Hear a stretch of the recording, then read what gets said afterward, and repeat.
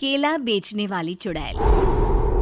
एक बार की बात है, जादूपुर नाम के एक गांव में करतब दिखाती एक औरत एक रेड्डी के लिए गांव में आती है। आइए आइए मेहरबान कदरदान, खाइए रोहड़ा के ताजे ताजे केले। कभी खाए नहीं होंगे ऐसे केले, पीले पीले केले खाइए। ये कहकर रोहड़ा हाथों में 4 केले लिए उन्हें सर्कल में जोर जोर से हवा में उछालती हुई करतब दिखाती है, जिसे देखकर आसपास के सारे बच्चे अपने अपने मम्मी पापा से उस औरत के पास जाने की जिद करने लग जाते हैं। पापा, ऐसा तो सर्कस में बॉल से होता है ना, ये आंटी तो केले से कर रही है। चलिए ना पापा, देखते हैं। रोहड़ा एक पतली सी तार पर चलती हुई केलों से करतब दिखाती है। आते जाते सभी लोग बाहर रुककर उसके करतब देखते हैं और वाह वाही करते नहीं थकते। जैसे ही एक आदमी पास आकर उसे पैसे देने लग जाता है, तब वो कहती है, अरे नहीं नहीं साहब, मैं करतब तो बच्चों के मन को बहलाने के लिए करती हूँ। धंधा तो मेरा केले का है। पीछे देखो मेरी रिड्डी, जो भी मेरे केले खाएगा मेरी तरह चुस्त दुरुस्त और तंदुरुस्त हो जाएगा। पता चलता है क्या कि मेरी उम्र 55 की है। अरे पर ऐसे ठंड के मौसम में कोई केला क्यों खाएगा? ये ऐसे वैसे केले नहीं है साहब, ये शरीर में गर्मी देते हैं। ठंड को दूर भगाए जो भी रोहिणा के केले खाए। पापा, अगर मुझे केले नहीं मिले तो मैं घर नहीं जाऊंगी। तभी उसके पापा कहते हैं कि बेटा, केले ठंड में कभी गर्मी नहीं देते। ये सब कहने की बातें हैं, सामान बेचने का तरीका है इनका। पर पिंकी नहीं मानती। मैं केले खाऊंगी। पिंकी की जिद के आगे नत्थू हार जाता है और उसे केले खरीद कर दे देता है। पिंकी खुश होकर केले घर ले आकर खाती है। अब मैं भी करतब करूंगी, कितना मजा आएगा। जादुई केले। पिंकी पहला केला खत्म भी नहीं करती कि वो बेहोश हो जाती है। दूसरे केले से एक काला धुआं आता है और रोहड़ा चुड़ैल बनकर बाहर निकल आती है। मेरे भूतिया केले बच्चे न खाए, ऐसा हो ही नहीं सकता। जादूपुर वालों, कब तक बचोगे? आ गई हूं मैं रोहड़ा, जिसका कोई नहीं कर सकता सामना। रोहड़ा पिंकी को गोद में उठाकर काले धुएं में कहीं गायब हो जाती है। शाम के वक्त नत्थू घर लौटता है और पिंकी को घर में ना पाकर उसकी माँ से कहता है, माँ पिंकी कहाँ है?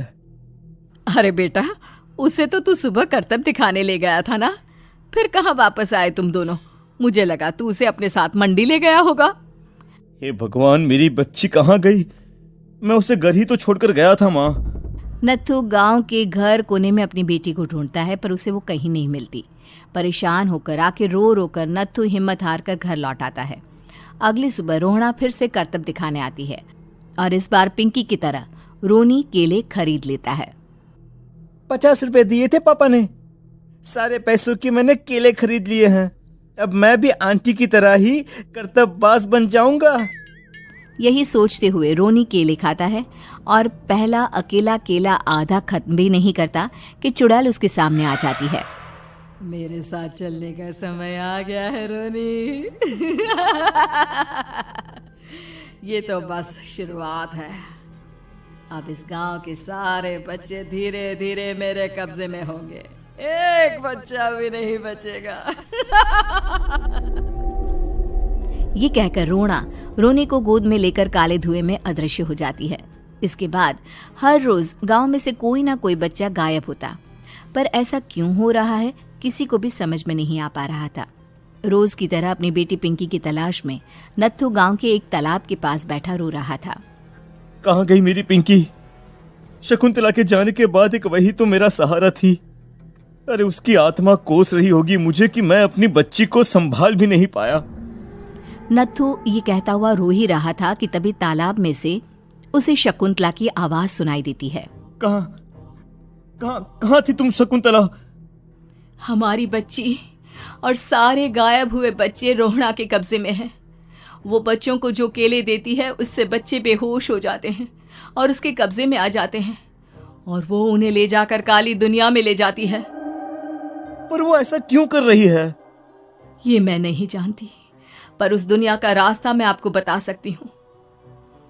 जहां ये नदी खत्म होती है वहां एक केले का पेड़ है, उसके नीचे एक दरवाजा है, वहीं से रास्ता जाता है उस दुनिया का। ये कहकर शकुंतला की आत्मा गायब हो जाती है। गांव के सभी लोग झुंड बनाकर उसी रास्ते से काली दुनिया में चले जाते हैं और वहां देखते हैं कि सारे बच्चे वहां काम कर रहे थे। पापा मुझे ले चलो यहाँ से।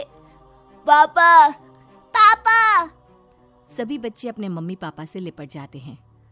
तो तुम लोग यहाँ तक आ गए? क्यों हमारे बच्चों को पकड़ लिया तूने? तुझे शिकार ही बनाना है तो ले, हम सब आ गए हैं, हमें खा ले। नहीं, मुझे बच्चे चाहिए। मेरे बच्चे के बदले तुम लोगों के बच्चे। क्या मतलब? मैं इसी गांव में रहने वाली एक औरत थी। केले की चोरी के इल्जाम में मेरे बेटे को गांव वालों ने इतना मारा कि वो मर गया।